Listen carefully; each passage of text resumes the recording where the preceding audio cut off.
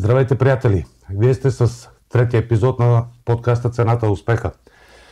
Аз съм Явор Пиргов, това е колегата Милко Георгиев. Здравейте от мен. Предлагам без много уводни думи. Днешният гост е добре познат на всички, особено на червената част от България. Затова ще дам възможност на Явор да го представи, тъй като смятам, че по-подходящ човек от Явор да представи нашия гост няма днес.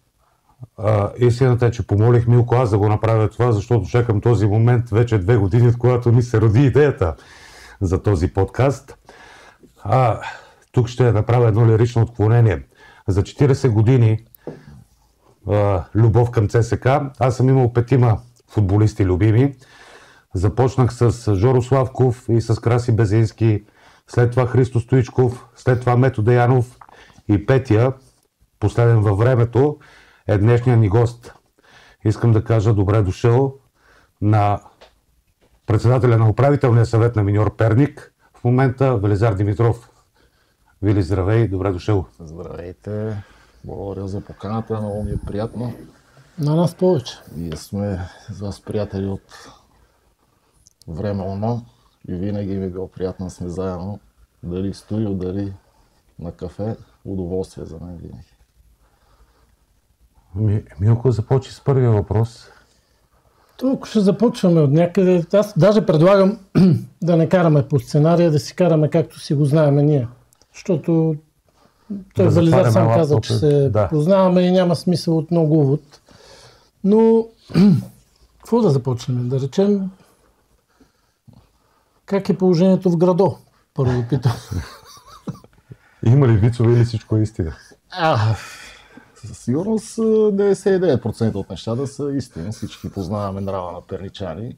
Не е очудващо за никой, но перничаните, ние сме много горди хора, много честни и много справедливи. Когато нещо не ни харесва, ние си го казваме в прав текст. И може би затова и така и хората ни имат респект и уважение. Не винаги всичко с винкел се решава, но понякога се налага. Така, за да се знае от двете страни.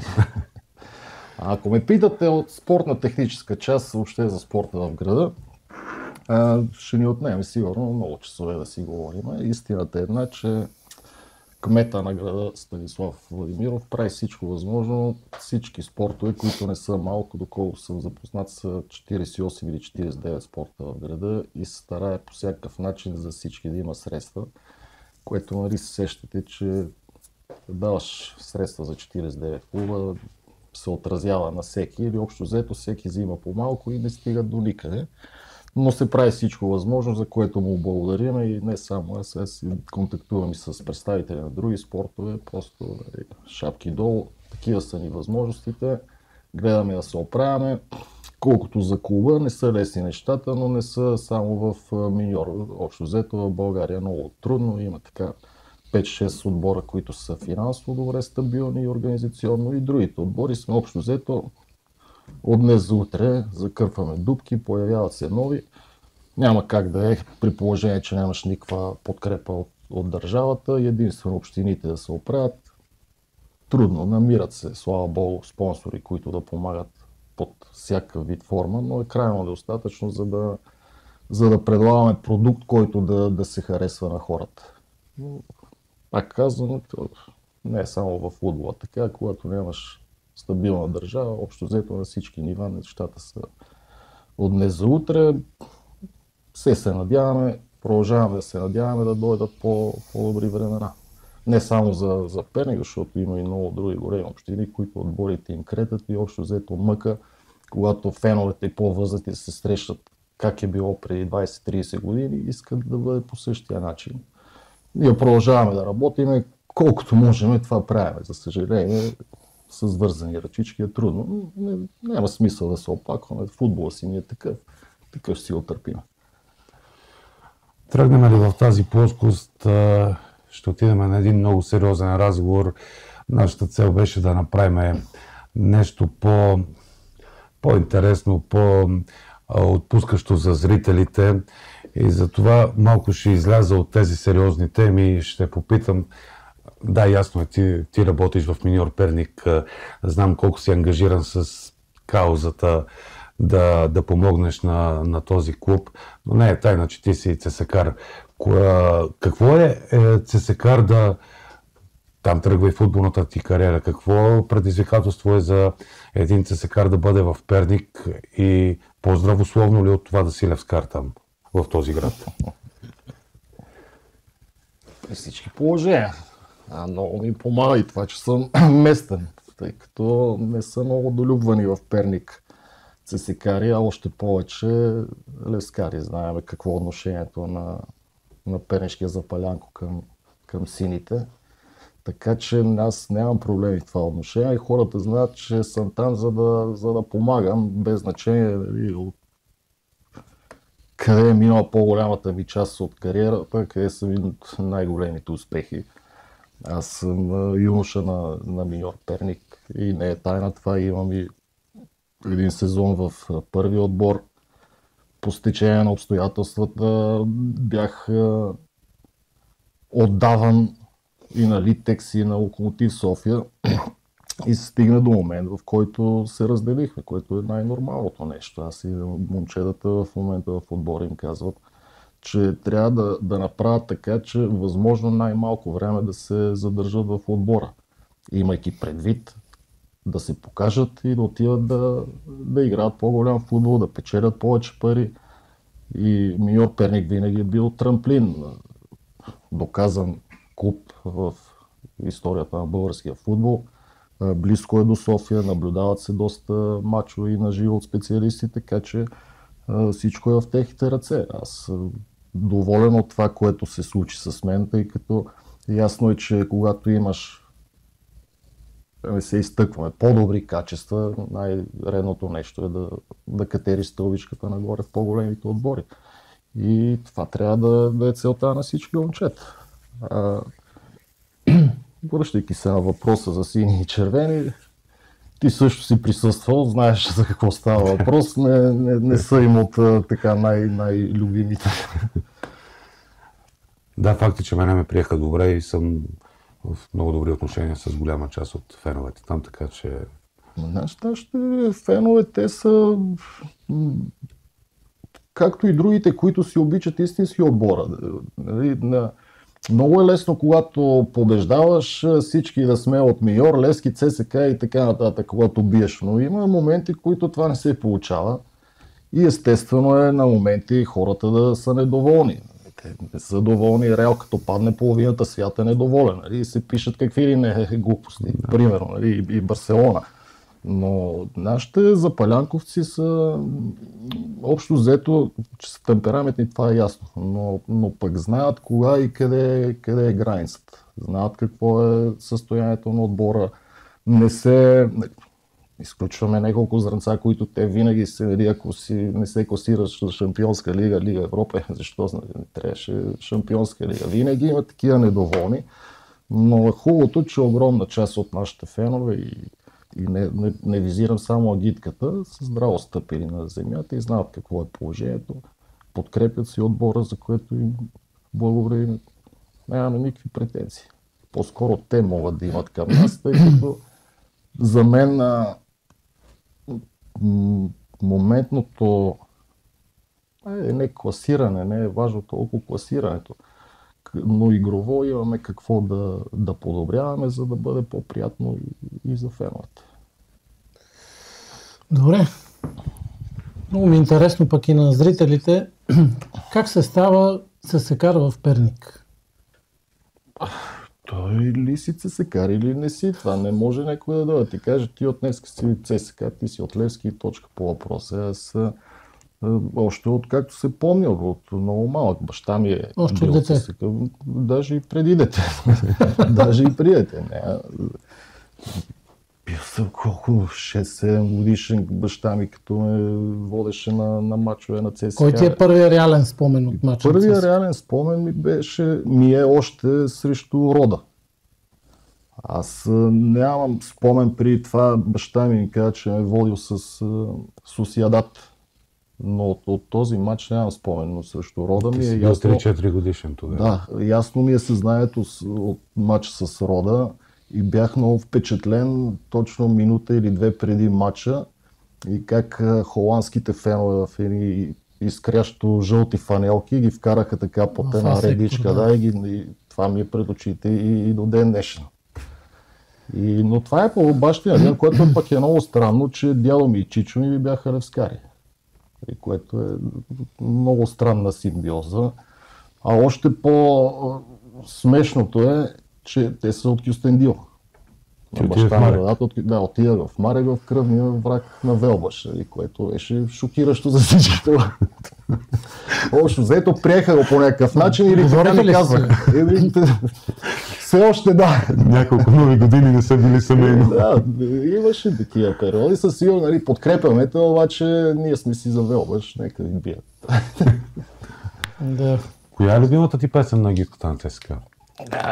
Те са много, аз ги знам всички наизуст. Не дай да ме питаш такива въпроси. Много са.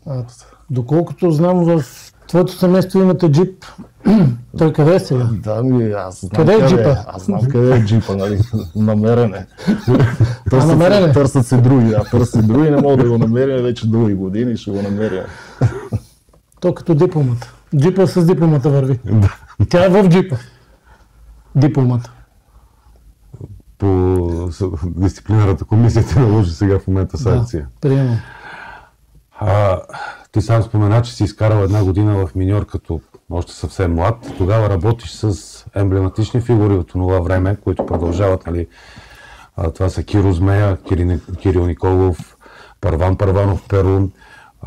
Дори вчера в подкаста на Деян Веселинов, уникален подкаст с Владо Стоянов, Владо разказа как е преговарял с Перо за трансфер в ЦСКА и Перо е бил казал, опитахме по един начин, сега ще опитаме по моя. Какъв е твоя начин? Без пари и с бой. Да разкажеш нещо от това време, в какви отношения сте сега с тях? Кирил Николов в момента е изпълнителен директор на Струмска слава, там друго регионално дерби. И някаква история от това време, ако можеш да ни разкажеш. Истории са много... се почнат. Първо поздрави на Киро, ние сме приятели от 30 години. Ти не си скачал като Караканов от втория етаж? Да, аз тогава бях и прекалено малък и нямах никакви финансови претенции, така че нямаше причина да скачам. Общо взето подписваш какво ти кажат, ако подписваш и не ти дават възможност да четеш, естествено. Под тия времена беше забранено да си четеш какво пише в договора.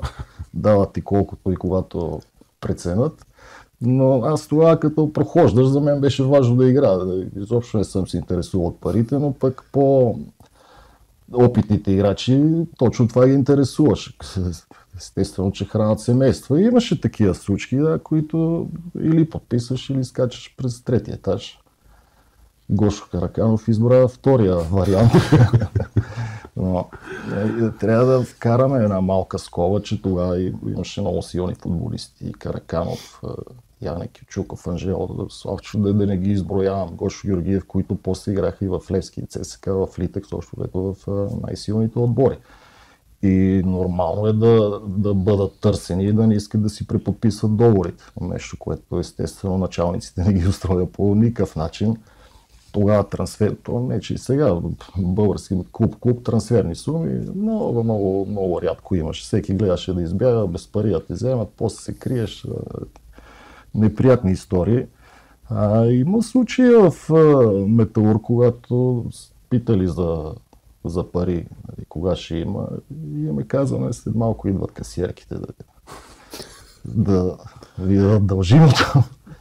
И понеже на Металург стадиона е точно под релсите, железопътните, и имаме приятели на спринт по железопътните. Виждайки как пристигат касиерките на отбора. Такива бяха времената. Не е само в Перник било такова нещо. Повечето места, размерните времена, точно прехода, какво да е, какво да ти плаща? Всичко. Черни пари, няма банки, дават ти един плик там и или си доволен, или те бият едно от двете. По-добре си доволен. Нямаш избор. Или скачаш. Аз недоволни не познавам. Yes. Няма. Всички са доволни. Добре, дай да те върна малко по-назад, едни 20 години, ще се навършат скоро. Ти си може би един от тримата, не може би, ти си един от тримата българи, които са вкарвали гол на европейски шампион. Всъщност, това говорим за матча ЦСКА Ливърпул 2005 година. Ливърпул идва тук като 3 месеца след като спечелиха онзи уникален финал в Истанбул. Когато Ливърпул печелят този финал, ти все още лекуваш контузията. Помниме много тежка контузия. Ти мислил ли си въобще, че май месец гледайки финала, точно след 3 месеца ще се наложи даже по-малко да играеш срещу тях, че да вкараш гол? Не. Ако трябва да съм честен, аз се контузих, мисля, че януари месец беше на подготовка в Кипър. И минималното възстановяване за кръстна връзка е 6 месеца. Много от случаите и до 8-9 откарва, но аз искам да благодаря, аз много пъти съм благодарил на него, на доктор Ивайло Якимов, който направи невъзможното, за да ме възстанови по най-бързия начин.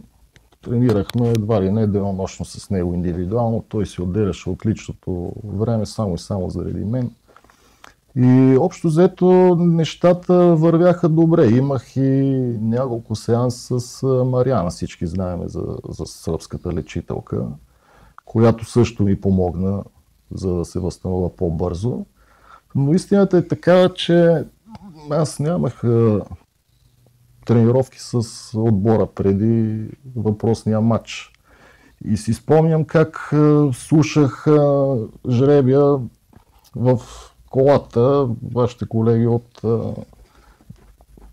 Гонг. Тогава беше Гонг. И жребия казват, ЦСКА си справя срещу Ливърпул и си викам, добре, точно сега. Освен това Ливърпул ми е другия любим клуб. Баш на нас ли? Защо точно сега, не можеш ли след един месец да е? Но както и да е, жребия си е жребия, окей, пропускам. Ясно е, че шансовете да отстраним Ливърпул минимални. Не, че сме се страхували от тях тогава, въпреки че са европейски шампиони. И преди това мисля, че играхме някъде в Албания или не си спомням. Да. И така Ешич мога да го прости човека, уникален човек, ме взимаше ме с отбора, е така колкото, нали, да някакво присъствие. И една седмица преди матча, даже матч вторник или сряда беше, неделя или понеделник, събираме на Панчарел. Аз нямам тренировка с отбора и с лекара имам доста тренировки, но нищо общо няма това с тренировките.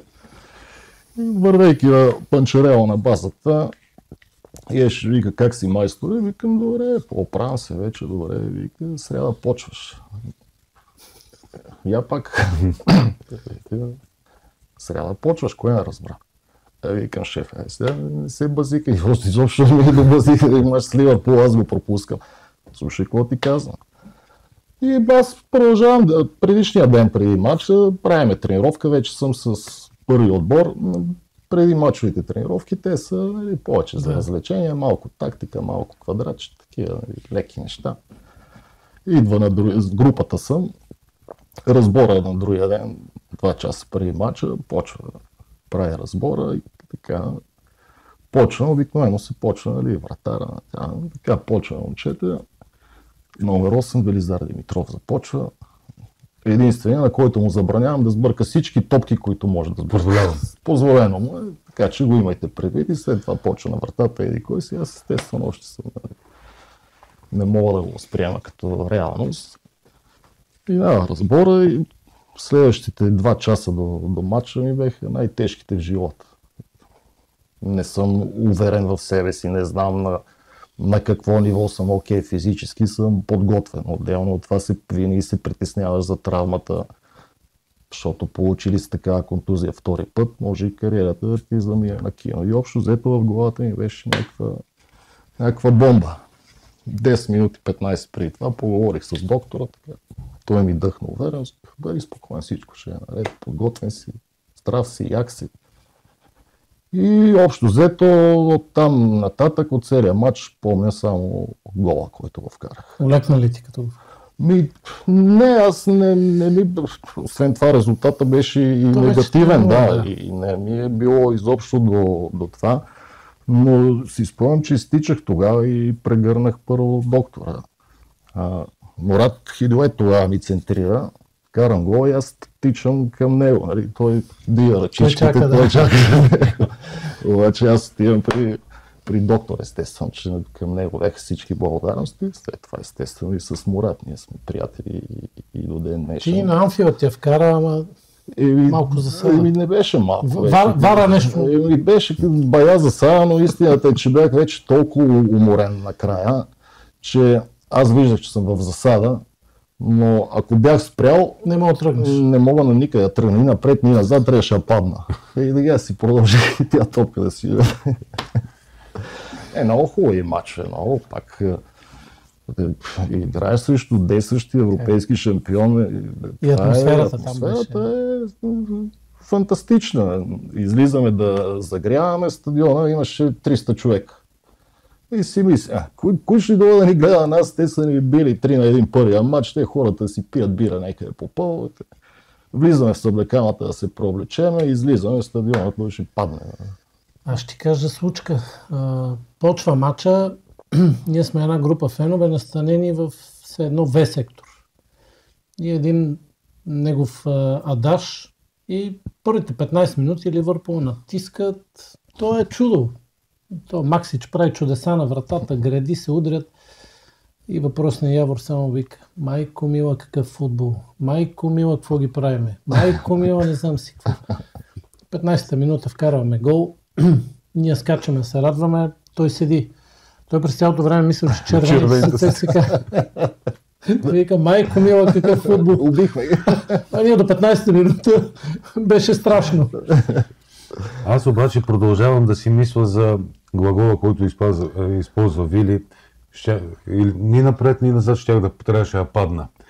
И тук с падането и този термин, той вече е част от футболния жаргон на България, дуспа велизарка. Ти смяташ ли, че си по-добър в тази област от Божидар Искренов Гибона и Емил Костадинов? Защото няма дуспа Костадинка, няма дуспа Гибонка, има дуспа велизарка. Защото по това време не е бил легендарният журналист. Аз се не върнах. Да, затова няма такива. Как ще се сравнявам аз с Гибона и Емил Костадинов? Те са корифеи в тази област. Няма никакъв шанс. С тебе сме си говорили, ти си казал, нали, че ако имаше вар тогава, даже повече дуспи ще ли са ти свират. Това е ясно по-ясно и тогава въпрос направихме, си спомняме едно предаване, защото Сашо Диков, той е постоянно, той винаги, нали, аз го разбирам като журналист, винаги търси някаква сензация, нещо, естествено, че трябва да си прави предаванията, но вече той почва да прекалява. Аз съм го казал лично на него. Нали. Има момент, в който се прекалява. И бяхме поканени аз и Ради Здравков от страна на ЦСКА в негово предаване. И бяха изкарани абсолютно всички спорни, неспорни, отсъдени, неотсъдени дуспи. И 99% от това, което се показва, са безспорни. Така че, нали, освен това, ние знаем тези времена как процедираха съдиите.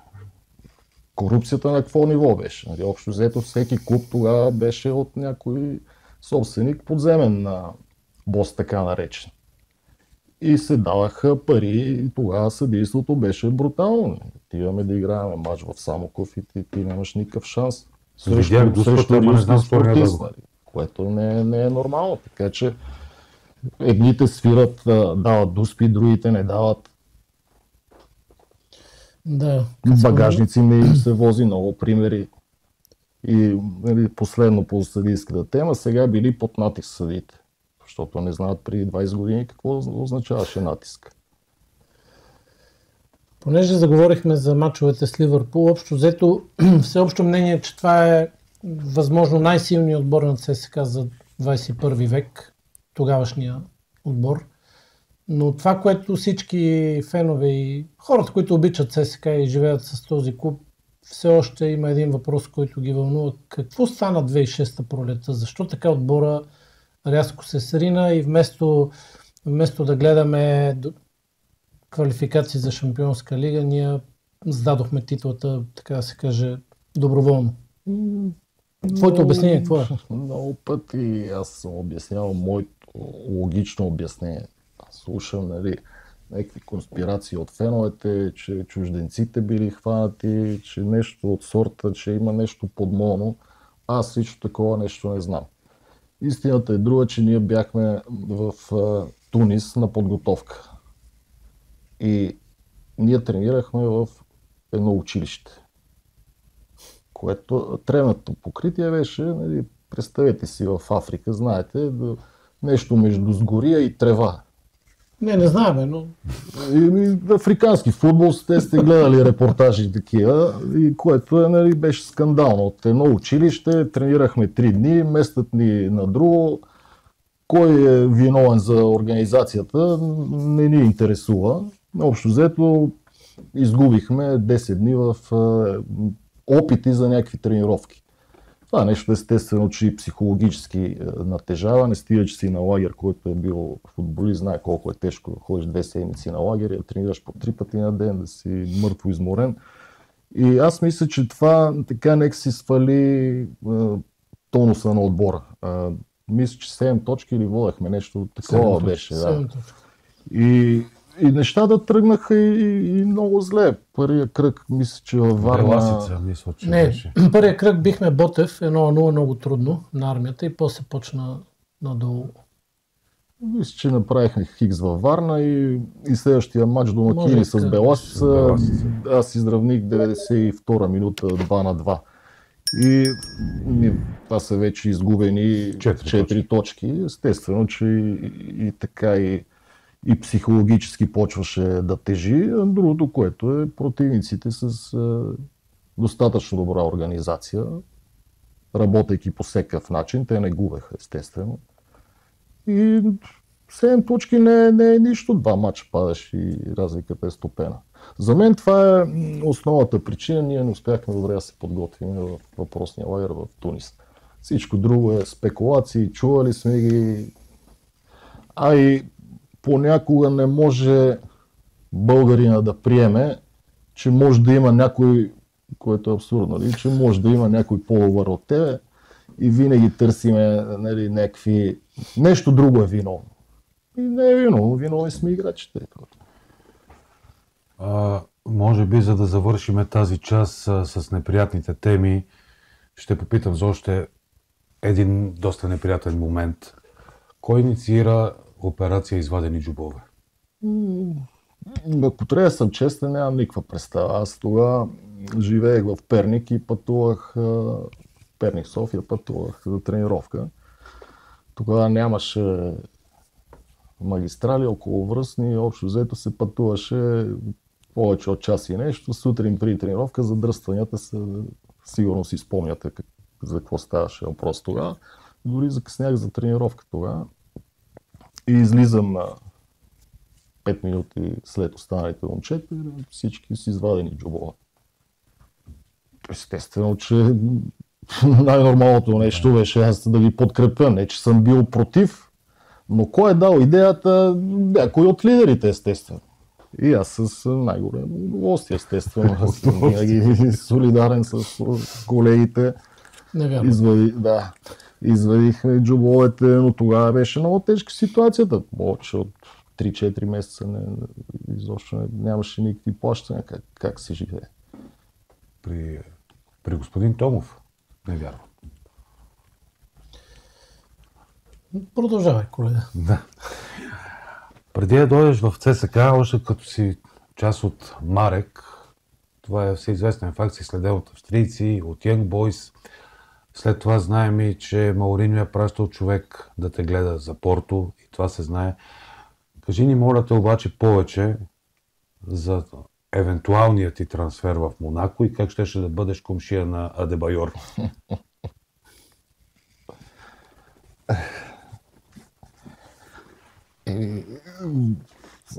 Конкретно това или за другите неща ме питаш и конкретно те интересува за Адебайор? Конкретно за Адебайор.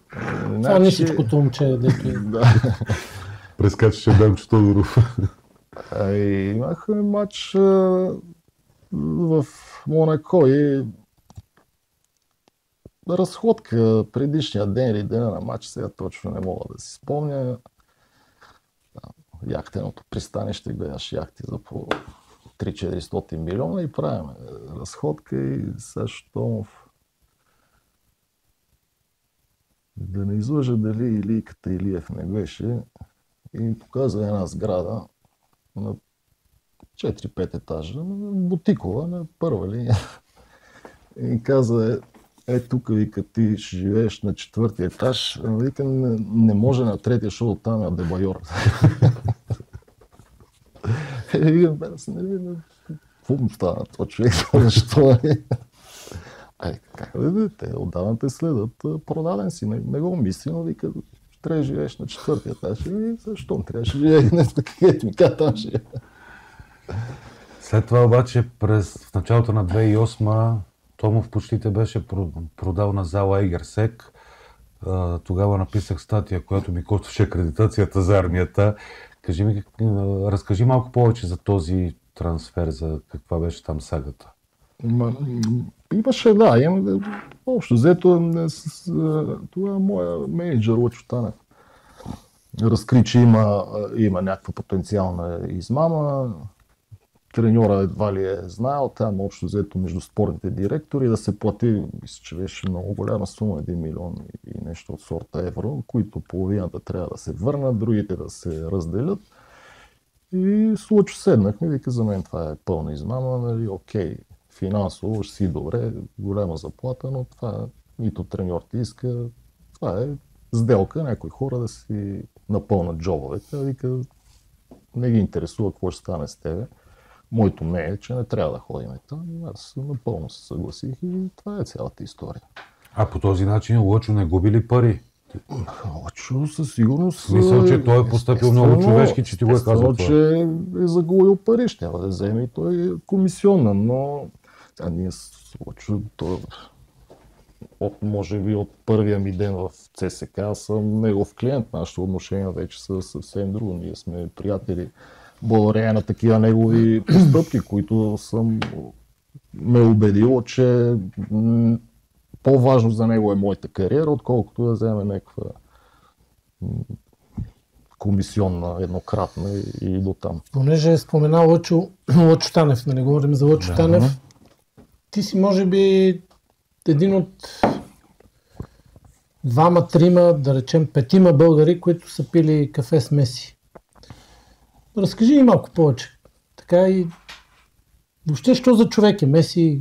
Ти си ми споделял, на мен ще е интересно за зрителите да разберат. Беше преди много години. Той още не беше и толкова известен. Аз правях едни медицински курсове в Барселона при Рамон Хуат, един най-известните доктори в света. Имах проблеми с колената и ходех там да ми бият специални инжекции по всеки месец за по 2-3 дни. Така ходех постоянно с Лъчо, този ресторант Тония. И едно от обяд или вечера, вече не си спомням, така седеше едно скромно момченце. Ние трябва да споделиме, че тогава Лъчо Танев и неговия екип са били един от първите агенти на Лео Меси, още преди естествено да стане такава звезда. И седеше така едно момченце, скромно и нямаше нищо общо с големия футбол. Така седеше си отстрани, който го пита нещо, каже, да, скромничко той Мингея, там други светилото. И аз така седех скромничко по-страни, но не смех да се обаща. Кажи ми, моля се, че ти си платил сметката, за да имаме сега чела на вестници на сайтове. Велизар платил кафето на Меси. Няма как да го кажа, тъй като не е истина, естествено. Сеньор Танев плащаше сметките. Да е жив и здрав още дълги години да плаща. Добре. Тръгна да разказваш за футболисти. Нека да останем още на темата ЦСК. Разкажи за някой... Значи мога да разкажеш за някаква... Нали, да подгреме за предстоящо бъдещо гостуване на Стойко Сакалиев. Тук той има безброй истории в съблекалнята с него. Нещо за 27-8 годишния Мансур Аянда. как се издаде Мансур. Много добро момче беше. Видимо не беше на 27-8 години. То беше ясно на всички. Беше много готин, забавен, постоянно се шегуваше. И вече може би половин година или малко повече, така като се поопознахме, вече беше станал по-близък. Нещо заговорихме за едно време, нали, как България казарми имаше бъръбъра. И той без да иска така се изпусна и към миналата година влезе в казармата. Сина му, да. А той е на 27 години. И така се погледахме, сещате се какво му се случи след това. И там 8 годишни ли ги взимат в казармата. Почна да се смее това. Не е тайна, че африканците ги правиха. Те шашми беше много смешно. Побъркахме, после само за това се говориш. Невярно. Да, абсурдно. Където видяхме как е службата върви. Един африканец Ибрахим Ага имаше сериозна закачка с сърката. Да. Помниш ли някой от тия, или да ги оставим той като ни гостува да разказва? По-добре той да разказва. Гай също е много страхотно момче. А кой е за тебе най-класният чужденец играл в ЦСКА? Като ме питаш, може да засегнем някои. Доста са били. По мое време говоря. За твое време, да. С който ти си играл? Как да отсея, примерно, Тиаго Силва, Хидует, Трика, Петре, със сигурност ще пропусна още някакви футболисти, които са от най-висока класа, национали на държавите си. Тиаго шампион там, Либертадорес ли какви там техните купи, после ще го пита, че не съм го чувал отдавна. Малко се посмей с него. И... много се, не може. Истината е, че тогава си взима, естествено, че имаше и някакъв процент така футболисти идваха от по-ниско ниво. Но повечето бяха футболисти, които готови, подготвени, направо влизат и правят разликата. Именно. И когато имаш и си избрал най-доброто като българи, което е възможно да вземеш, много ясно, че отбора ще бъде силен. Ядрото тогава беше от български футболисти. Знаем, Светлио Петров, Тошко Янчев, Бадема, аз, Валю Илиев. И това са все футболисти, и, освен добри футболистки, и с лидерски качества. Характери, Стоян Колев на вратата. Така се получават нещата. Ядрото трябва да бъде българи. Трябва да знаят, че като излезеш срещу Левски, това ти е най-важният матч за годината. И мрел гинал, ако ще да умреш на терена, ти трябва да спечелиш матч. Не те първа да обясняваме, нали, тук на всеки 6 месеца вече се прави селекция, идват едни, тръгват си други, той как мога да разбере? По какъв начин може да се вложи повече в този матч? Защото за българите това е матч Левски ЦСКА, нали, да ни прощават пловдивските отбори, техните дерби уважаваме ги, но матча на България е Левски ЦСКА. И когато ти не си мотивиран не на 100% не е достатъчно. Трябва да дадеш повече от това, което можеш. И затова се получаваха и такива дерби матчове, имаше по 30 000 на стадионите. Нещо, което скоро... по какъв начин да накараме бай Гошо от Враца, примерно, да дойде да гледа 22 чужденци Левски и ЦСКА. Какво го интересува? Това не е неговия матч. И това има и отлив. Преди да преминем по-натам във времето, не знам дали с този въпрос няма да завършим темата ЦСКА. Ти си делял една стая по време на лагери на подготовки с Томаш и с Христо Янев. Кой от двамата чете повече? И нека да допълня въпроса, какво е предизвикателството да си с Ицо в една стая, като знаем, че той не обича шума, не дава да се отваря прозорец, цигарен дим, като усети и откача. Трудно ли е там? Първо бях доста време с Томаш. Стая, bungalата, Панчарево, по лагери. Общо взето тогава почнаха да излизат лаптопите и така ние имахме някаква възможност да си купим. Тогава, нали, сещаш в самото, да имаш лаптоп е нещо вау. И с Томаш цъкахме на игрички. Там разни, той много обичаше да играе на Хари Потър, мисля, че беше там някакви магии, пръчки, само ми кънтеше главата. Беше много забавно. И до ден нещо сме отлично отношение с Сашо Томаш. Дай Боже да трупа много успехи. А с лицето Христо Янев имам друга история. На лагер сме в Турция. И Томаш беше продаден и първи ден сме вече с тая Асица. И лежиме си вечерно време. 10 часа, аз нещо си цъках на лаптопа, той четеше книжка и в един момент затвори книжката, стана, без дума да казва. Стана, изгаси всички лампи, изгаси телевизора. Но аз още ми е такова, какво му става то, добре. И точно след една минута стана и взе някаква кутийка и я сложи на точицата, която свети на телевизора, дали е червена или жълта, за включено и изключено. И сложи върху това и вика, много ми пречи. Вече естествено да ми ставаш тук, или ми ставай, заминай някаква друга стая. Ама Вили, аз, нали, какво ти бе, тук правилата са други, много бързо свикна. А втория, третия ден, айде спомням, имаше някаква уникална буря. Там, между другото, всяка година, като ходим зимата, един ден задължително, ама 24 часа гърми, треска, не спира. Идската много страх го беше. Тия гръмови гръмотевици, така само леко пердето, погледне свет. Ау, и сега какво да правим? Какво да правим? Гърми навън, не гърми в стаята. Случки много. Много хубави моменти. Имали сме и така и неприятни, но като сравниш приятните с неприятните, то няма как и да е, когато отборът ти е добър, когато всички сте приятели, колектива, всичко ти върви много лесно, много приятно, тежки тренировки, забравяш. От 3 години близо до България се води война. Ти изкара доста години в Украйна. Поддържаш ли сега контакти с отборниците ти от Украйна?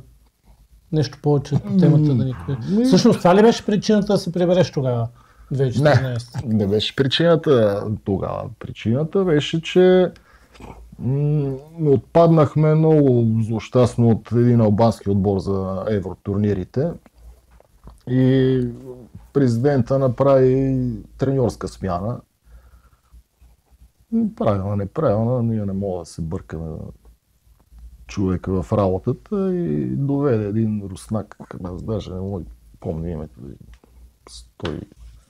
120 кг треньор руснак, който почна още на първата тренировката. Ние си мислихме, че идва от Реал Мадрид треньора. Някакви безумни глупости с надменен, с огромно самочувствие, почне там да се кара на футболистите без причина, да ги обижда. А мен и без това повече ми дойде това отпадане.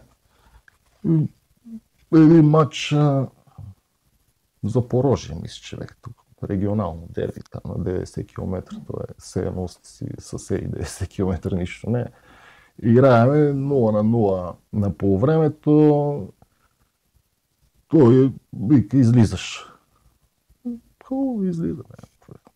45 градуса беше. Аз мисля, че даже до тогава бях, може би, най-добър от нашия отбор на терена. Както и да е смяна, вкараха ни 3 гола второто полувреме, 3-0.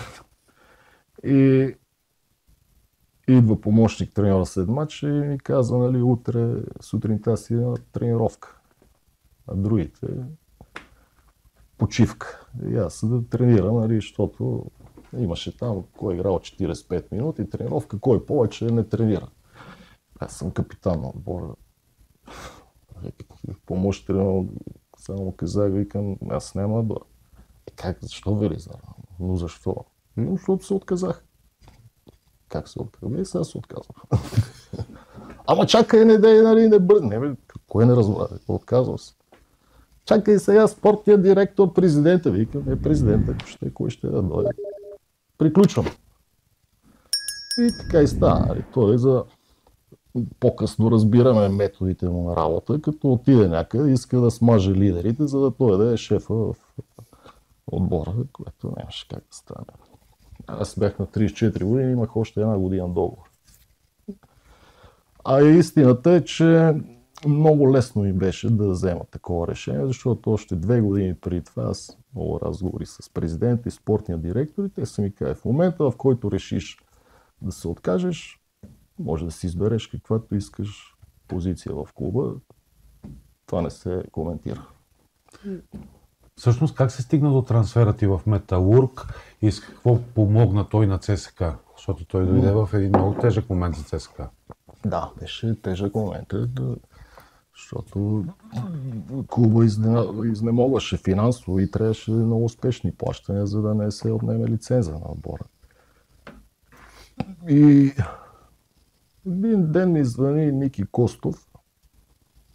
Здрасти, аз съм Николай Костов. Аз съм чувал естествено за него като футболист, въпреки че той малко игра в България, повечето време в чужбина. Искаш ли да дойдеш при мен в Металург? Не, знаеш ли на кой отбор съм треньор? Викам, извинявам се, не знам, нямам представа. Металург Донецк, така и така, нали, правиме сериозен отбор, искам да те взема тебе, какво ти е мнението? За мен беше изненадващо, не съм очаквал такова обаждане. Викам, господин Костов, нали, първото, което е, клуба трябва да ме пусне, аз не мога, имам договор, не мога на своя глава да тръгна. Вика, добре, принципно имаш ли желание? Аз казвам, вече съм на 28 години, почти 29. То сега, ако няма желание. Сега, да, това ти е нали, последния възможност да може да изкараш някакви пари. Всички играем за пари. И през това време там са разговаряли с ръководството, Лъчо Танев и той ми звънна и каза, не е лошо това, парите са много добри, треньорът е българин, който те иска наистина, не е нали, някаква измама, така че вика, моето мнение е да приемаме. И отделно и бях и понатиснат от клуба, естествено, тъй като 450 евро беше тогава продажната цена, което в този момент всеки стотинка беше важна. И това е. Бяха, си спомням, договорени на 3 транша да се преведат парите. И отивам в Донец, една седмица тренирах, аз почти още и никой не познавах там. И ми звънят от ЦСКА, ако може да говориш там с директор, президент, да ги платят наведнъж. Стига, че никой не познава. Ама, трябват парите и отивам при спортния директор на полуразвален руско-български. Обяснявам ситуацията и той ме погледна така и помисли 10 секунди. Няма проблем, Велизар. На другия ден преведаха на куп цялата сума. Хора. Да. Там се засече с бая добри имена. Много добри футболисти имаше, особено колегите от Шахтьор. Там, между другото, въпреки че е градско дерби, къде е Металург, къде е Шахтьор, никога не е възприемано като дерби матч. Но с направата на нови отбор, Ники взе 15 нови футболисти тотално. Предишната година отбора е пред изпадане и слагат Ники Костов някакъв пожарен вариант. Ако може нещо чудо да стане, то чудото взе от честа на последните 7 мача, бият 6, един равен, нещо такова и отбора остава на косан. И му се даде пълен карбланш на следващата година, каквото той прецени. Селекции, неговата дума. Огромно доверие му имаха и направи много силен отбор. Мисълта им е, че Шахтьор, големия грант, ние така редовно си ги шамаросахме, което беше шокиращо за футболната общественост. 20 години, 96-та година е създаден Металург. Те нямаха равен срещу Шахтьор. А и бива и да подценяваме другата финансова гледна точка в Украйна, как се случват нещата и като играеш срещу един от грандовете, другите три ти носят премии да ги биеш и там има приятелски мачове, не е само в България. Тогава футболист не шампион, ние излизахме заедно, всеки е много близки отношения. Дарио Сърна, ако почна и Уилям, Фернандиньо, Фред, много страхотни футболисти. Раци от Румъния национали. И беше много приятно да контактуваме с такива, но те не имаха и респект, защото нали, те с голямата самочувствие, да, като ги шляпаш и как го разправяше Сърна, като дойде матч с вас и Мирча Луческо прави разбор на отбора. И вика от Металург, вика само трябва да внимавате за Велизар и за Лазич, един приятел сърбин. Вика на другите много не им обръща внимание, но вика с тия двамата трябва да внимава. Там новобранец ти е в Металург, Хитарян. Хенрик, да, Хенрик Хитарян. По това време се заговори, че собствениците на ЦСКА от Титан искат да го привличат на армията. Свързвали ли се с теб? Имало ли е такава вероятност? Да, звъняха. И какъв човек е той? Звъняха да ме питат. Значи Хенрик дойде дали от Банац, това е другия отбор. Нашия президент имаше 4 отбора, в Армения 2, стал в Украйна Металург. И идва на лагер в Испания сме, идва Михтитарян на проби. И почваме квадрат. Нали, първа тренировка току-що идва момчето, почваме квадрата. Цъка. Аз вече лидер опитен и спортният директор идва при мен. Вика, Велизар, как го виждаш? Видим въртам Реал Мадрид или Барселона. Та ти що? Идем сериозно ти казвам. То още веднага като го видиш, контролна топка на 18 години, той е готов завършен футболист. Изключително интелигентен, 6 езика, още тогава на 18 годишна възраст. Страшно скромен. На базата живееше, дори след като Шахтьор го купиха, той продължи да живее на базата на Шахтьор. Тя е през 3-4 км. Нощен живот, а въобще живот някакъв, никакъв. Тренировки, почивка. Как да не му... Да, не се случи Реал или Барселона, но тези два отбора са имали много по-слаби футболисти от те. Но Шахтьор, Дортмунд, после да не разказвам, нали, през какви отбори мина. Страхотно момче. Сега на път да стане шампион на Италия. Няма как да не стане. Ти ме пита от ССКА, звъняха ми, как е. Викам, добре, Шахтьор предава 17 милиона за него, ако искате, нали, мога да се опитате по някакъв начин. Как? Те ме питаха... На траншове, първия плаща, на другите не. Питаха и за Лунин. Лунин беше още на 17 или 18, нещо такова. Говорим за вратара на Реал Мадрид, да. Той тогава пазеше на Заря. Луганск, естествено, че страхотен вратар. Още тогава се виждаш, че има извънземни качества. И нали, как го виждаш? Викам, много добре, ама Реал Мадрид го следват, ако искате. И там мога да опитате. Тогава да вкараме в това изречение, където ЦСКА, Михайло Мудрик. Той беше 16 или 17 годишен тогава. И общо взето тогава бяха размириците в Украйна. Точно, Майдана. Да, Майдана, точно тогава бяха почнали и стана ясно, че отборите по една или друга форма, особено Донбас, там където бяха най-големи размирици, те спряха да работят заводи и всеки там инфраструктури бяха унищожени. Общо взето всеки се чудеше как и по какъв начин да се махне от там, което е напълно нормално. Спря се и футбол въобще в цялата област. И тогава имаше вариант, чето ние трябва да уточним, че той тогава изобщо не беше това, което стана след това. Нали? Този мултимилионен трансфер в Челси. но си личеше, че е футболист с бъдещи възможности. Перспективен. Никой не знае как може да се развие. Да. Това е, нали, само може да се гадае. Но тогава имаше възможност и се каза, че нали, прекалено е млад, не може да се рискува. Което може да се оправдае по някакъв начин, но има моменти, които нали, така стават големите играчи, големите треньори, които рискуват в определен момент и менеджери включително, нали, виждат потенциал в някой, влагат цялата си енергия и амбиция и след това и ти се отблагодарява и казва, аз съм открил това. Просто трябва да... Ние българите не сме смели. Искаме нали, с доказани да ще гоним. Сега всички отбори ще стават шампиони.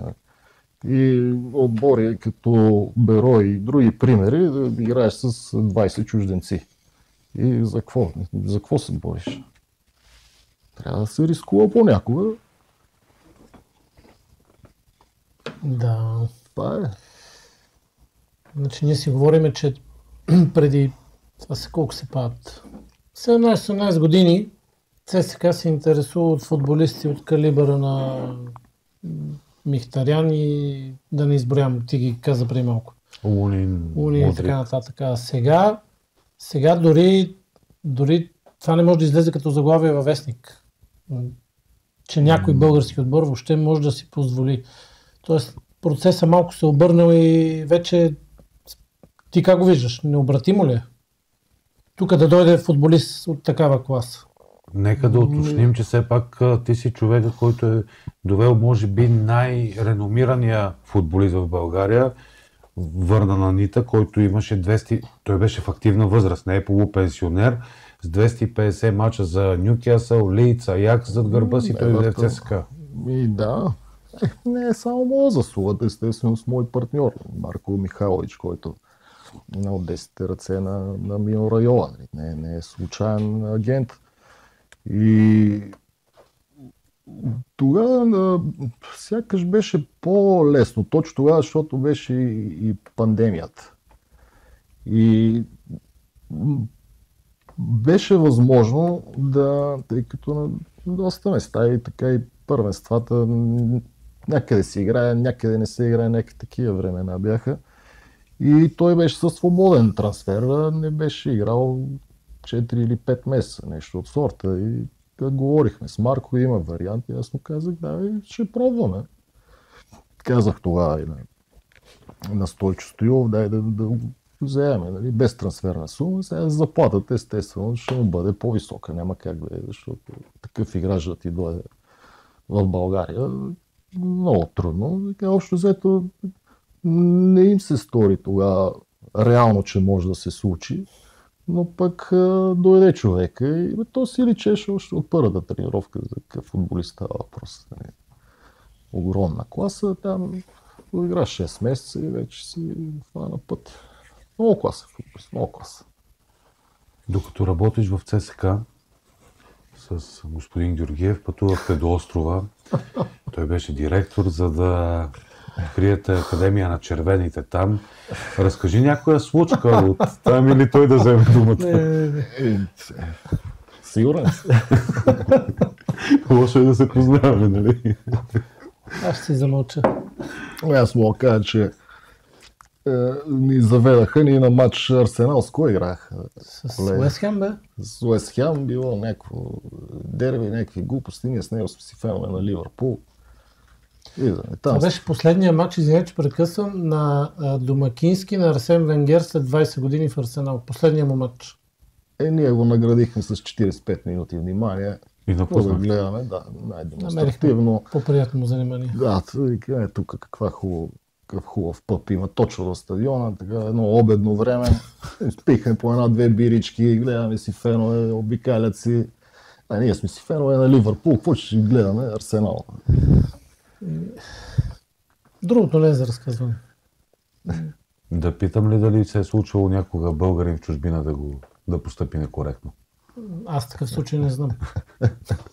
Трябва да поканите колегата Жейнов да разкаже. Това е негова история. Ние не може да му взимаме чуждите истории. Значи подгряваме и за неговото участие. Задължително трябва. Той ще да разкаже. Да, хубаво беше. Открихме академия. Много приятно беше. Много ни се радваха и деца, и родители, и треньори. Ние с него си няколко пъти се обръщаме внимание. Една случка от от българското училище, което посетихме, и там влизаме в час, спира се там занятията и дечицата те почват да задават всякакви въпроси. Едно от децата какво ме пита? Ти Ферари, Ламборджини? Имаш ли Ферари, да. Което е още от ранна детска възраст не е окей да се задават такива въпроси. Децата не са виновните, родителите там е вината. Но пък аз друго ще разкажа, айде, защото сме тръгнали. Отидохме на Уембли, тогава ни заведоха нашите домакини Гришата и Киро.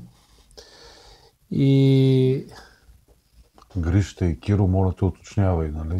Не. Да, това са хора, които живеят в Англия. Директора на българското училище и един от треньорите, основатели на школата. И отиваме на Уембли, там някаква разходка ти правят, нали, тук това второ, трето и накрая завършва разходката с строявате в тунела на Уембли като отбор и чакаме да излеземе. Представи си отбора, един 120 кг, друг шкембето му ходи 3 метра пред него, трети не знам си какъв, четвърти Гришата, пети аз и накрая Велизар, който е единствения, който има общо с цялото мероприятие.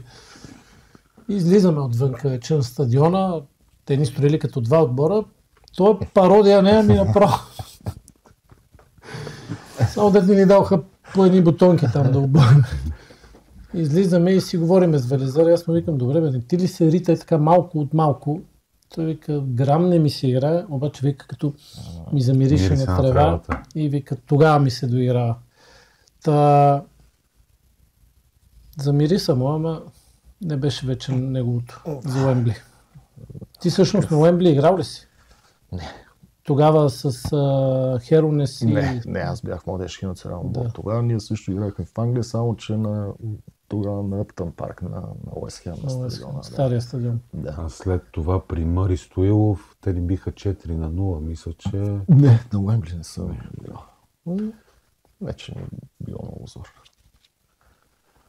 А ти преди малко каза, че трансфери между български отбори трудно стават и така нататък. Аз обаче, това е по-сериозна тема, ние сега доста се посмяхме. Ти и Ицо Янев взехте едно момче, което беше предотказвано от футбола, беше тотално съсипано, отхвърлено от ЦСКА, беше пратено в Ловеч, взехте го в Перник за по-малко от година и половина, отбор от Б група, го продаде на 48 за сумата от 150 хиляди лева. Как се постига това? Много лесно, като футболист, играч като е добър, е много лесно. Емоционов е едно истинско бижу и при него си личеше още като го взехме при нас, той е бил в Ловеч, се е водил градинар. Това е модерна позиция. И играе по 5 минути на матч. Така ние събрахме информация, че е талантливо дете още от преди това, когато е бил в академията на ЦСКА. И направихме контакти. Момчето беше, първо така, който не го познава, изключително интелигентно, възпитано момче. То си му личи. За Емилци не говорим. За Емилци, да, си личи. И той се открояваше в Перник и с поведението си на терена, извън терена, освен спортно-техническите му качества, които трябва да си сляп да не видиш. И ние тогава бяхме в Б група, играехме срещу ЦСКА 1948 мачове, втория им отбор. И обади ми се Светомир един ден. Дай да говорим и да го вземем. Окей, нали, не. Защо да не го вземете? Момчето трябва да расте. Не му е работа там. И той вика, за втори отбор. Към човек, той не е за втори отбор. Вземи го поне, нали, вече се разбрахме. Светомира плати трансферната сума, нали, със съдействието и на Лъчо Танев. Тогава Лъчо Танев е негов агент. И аз му казвам, нали, вече всичко се е разбрало, тия при те. Викам, добре бе. А имаше варианти да, мисля, че да го преотстъпат на Ицо Янев, къде беше треньор по това време. По това време и Локо Пловдив го искаше.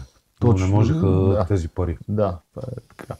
И му казвам на Светомир Найденов, поне го взе за подготовката, нали? После, ако не покаже, дай го на втори отбор, преотстъпи го някъде. И така си остана. И звъннах на Светомир Найденов след 2-3 месеца. Викам, как е нашето момче? Идеално. И ти, когато си добър футболист, ама как? То си личи, то веднага, нали? Дори и да си имал някакви идеи да го даваш, да го чакаш да се развива, то показва на терена, как няма. И аз се очудвам, че вече трета година ще стане още в отбора. Той се наложи в младежкия национален отбор.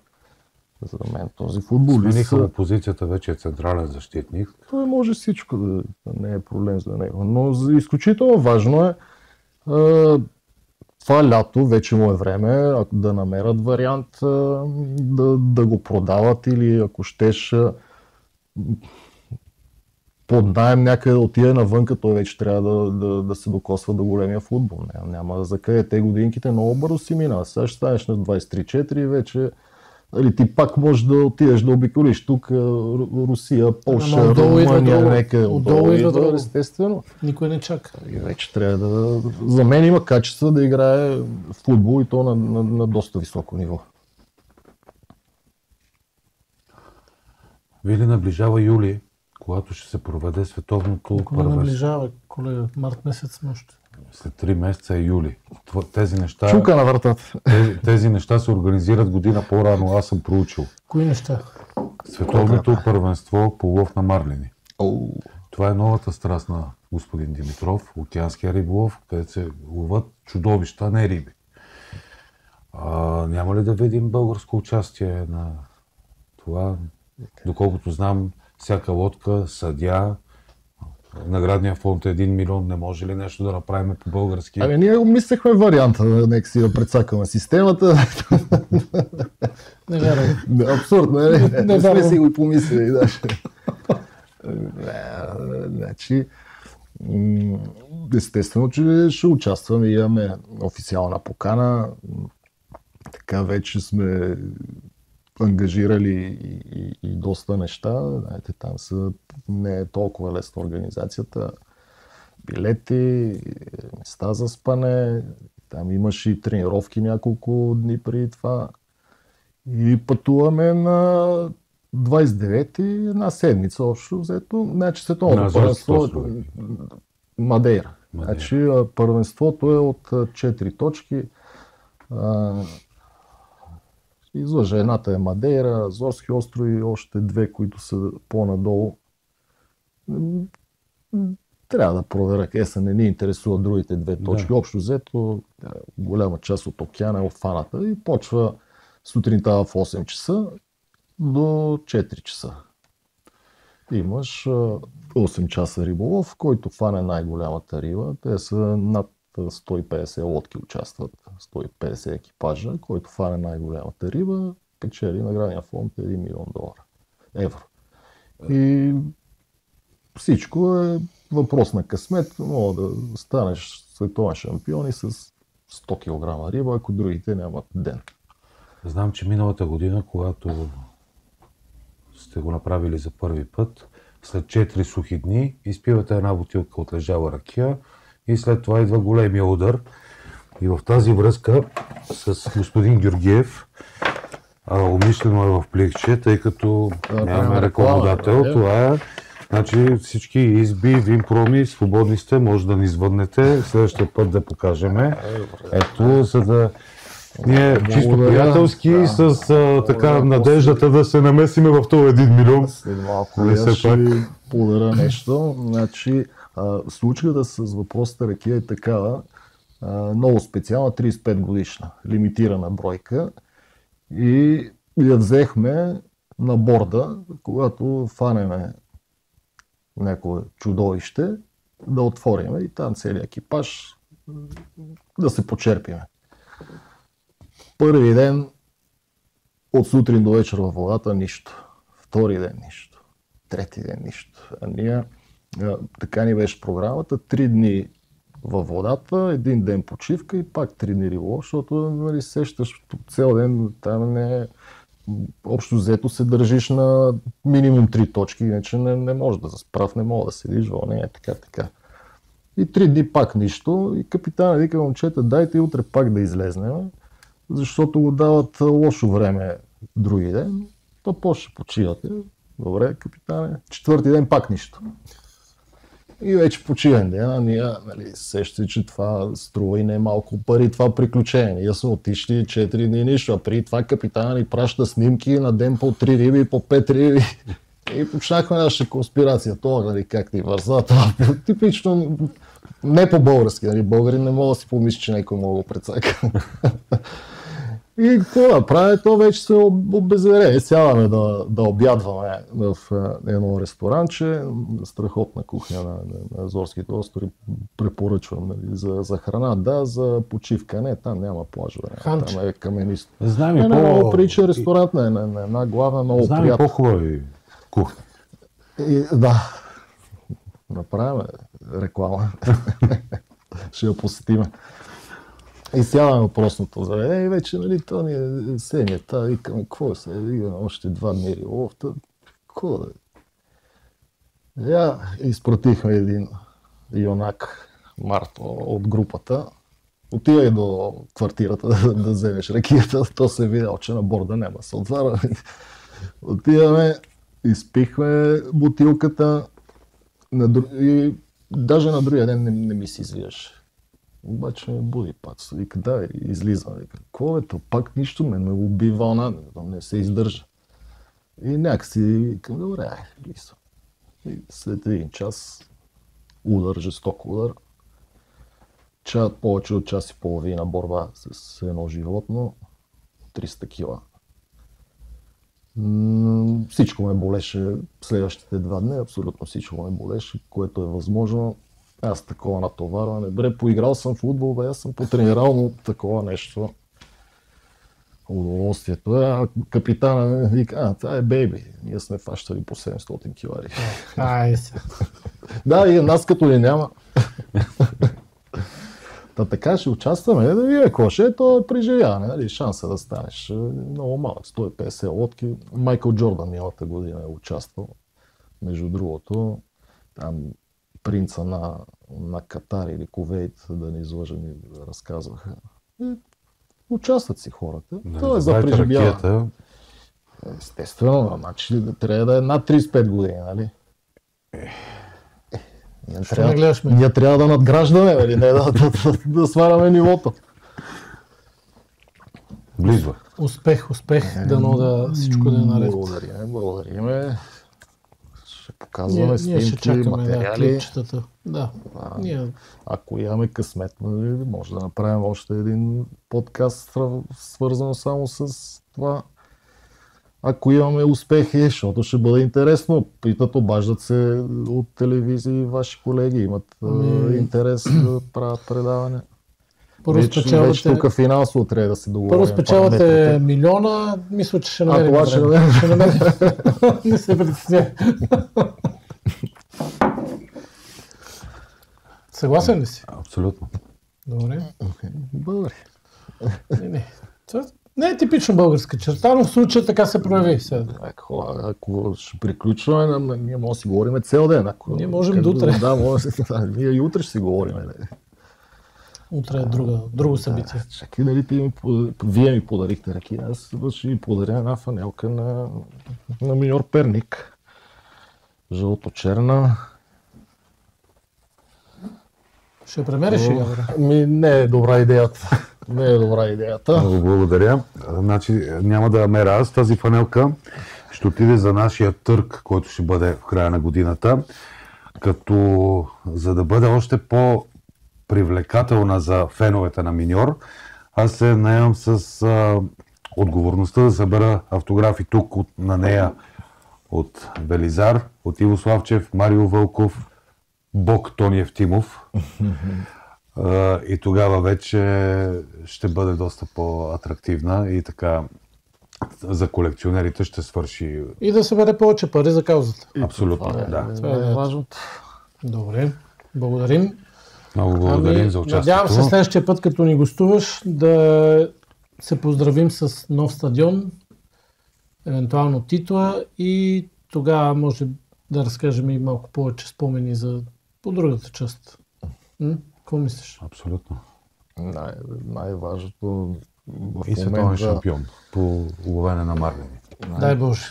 Най-важното е в момента ЦСКА да направи новия стадион, защото ние много сме обикаляли по света и виждаме за какви съоръжения хората тренират, работят, как е приятно родителите да си заведат децата, как има детски катове, как има каквото ли не се сетиш и общо взето това ти е един празник и един следобед или една вечер да прекараш прекрасно.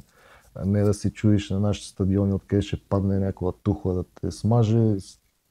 Пейката е, освен че е мръсна, е счупена и това е нещо, което отвръщава запалянкото. Абсолютно. Завършваме пожелателно. Благодарим ти за участието. Приятели, това беше третия епизод на подкаста Цената на успеха. Следвайте ни, натискайте, абонирайте се, камбанката, лайкове, пращайте неприятели и до следващата седмица. До скоро!